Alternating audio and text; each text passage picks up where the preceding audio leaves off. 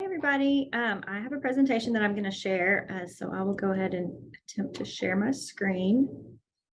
Like Shanita said, my name's Kathy Naylor. I'm the Training and Development Coordinator for the campus. So I do new employee orientations for full-time faculty and staff, and then I've also done a couple of these grad student orientations. So I'm excited to be talking with you guys again this year. We will move forward. So I just have a little bit of background information about the university for you guys. I understand that some of you all may be joining us from a different undergraduate school, so this is just some background information for you. Our mission statement for the university is to educate leaders, enhance intellectual growth, and enrich lives. And every division and department on campus should have their own mission statement that ties in with the university's mission. So you may learn about that as you're getting familiar with the area that you're studying, or if you have a job on campus, you may learn about what that department has as their mission statement also.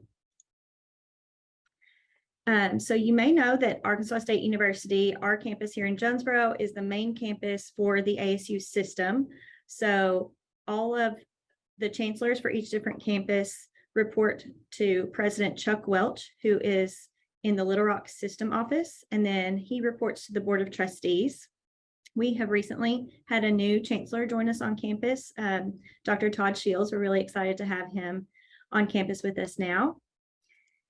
And then here, just on our Jonesboro campus, like I said, our chancellor reports to President Chuck Welch, and then the head of each different division on campus reports to Dr. Shields. So you may see here, a lot of you guys are going to fall under this academic affairs and research heading. It's possible that you might have a position within a different division on campus, so you can kind of find which one you think you fall into. I'll also share, this is just a closer look at one division on campus. So this is the Finance and Administration division, which is where the Human Resources leg falls. There are org charts like this for every division on campus. So if you want to see the Academic Affairs and Research org chart, you can find all of these org charts and then a lot of different information about the university in the fact book, which is published every summer. There's a new issue that was just recently published by our Institutional Effectiveness Office on campus. So you can just search fact book on the website and you can find the org chart for Academic Affairs and Research, and then all of the other divisions, as well as a lot of different statistics about the university, graduation rates, faculty and staff demographics, student population information. So if those kind of data points are your thing, you can find all of that in the fact book. So I understand that some of you guys may have a job on campus already, or you may be interested in finding a job on campus soon. So I'll be talking about some of the things that you'll need to know about that. If you are wanting to apply for a position on campus, in order to be a GA, first of all, you've got to be enrolled in graduate school, which it sounds like most of you probably are. You need to be enrolled in a minimum of 6 hours for master's and specialist programs, or minimum of 9 hours for doctoral programs to maintain your GA position. You also have to maintain a 3.0 GPA in your program in order to stay in your working GA position. So if you don't have a position yet and you're wanting to potentially find one for next semester, you can search on asate.edu/jobs, or at the bottom of the homepage, there's a little link that says employment. So you can find this screenshotted page here. You can find through both of those avenues. There is a little banner here for graduate assistant positions. And then we also have part-time student positions and then part-time non-student positions. So those also might be relevant to you at some point. So if you're looking for a GA position, here's some information about those types of positions compared with the part-time student positions. So if you're a graduate assistant, you can work up to 20 hours per week. You keep up with your time on your own or with your supervisor. If you are in a part-time student position, so a graduate student or a graduate assistant position and a part-time student position are different. You may be a graduate student holding either one of those positions. So in a graduate student in a part-time position, you can work up to 28 hours per week and you clock your time in Time Clock Plus. GAs are paid in real time, which means they're paid for the immediate previous 2 weeks on each payday. Graduate students in part-time positions are paid in arrears, which means their paychecks are delayed by 2 weeks. Graduate assistants are paid a set salary, meaning their paycheck is the same for each week.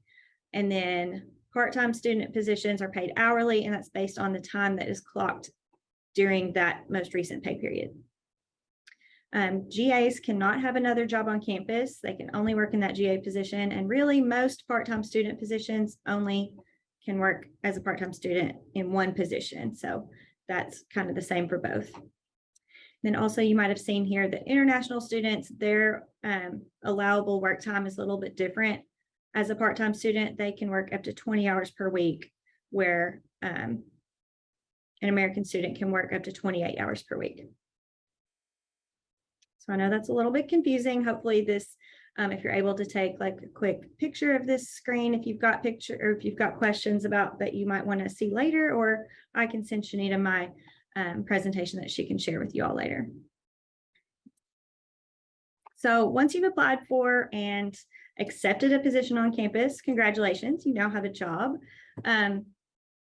We on campus view your GA position as being a support to your educational goals. So we would not ever want your work to get in the way of your educational goals, but to be a partner to it. We see that this might be foundation for your future jobs or potentially your career.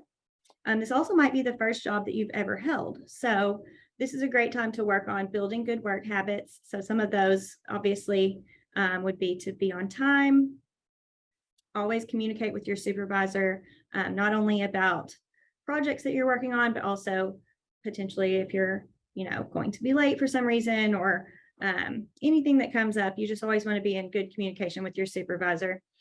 Behave professionally, be respectful of your coworkers and your supervisor, and be ready and willing to learn.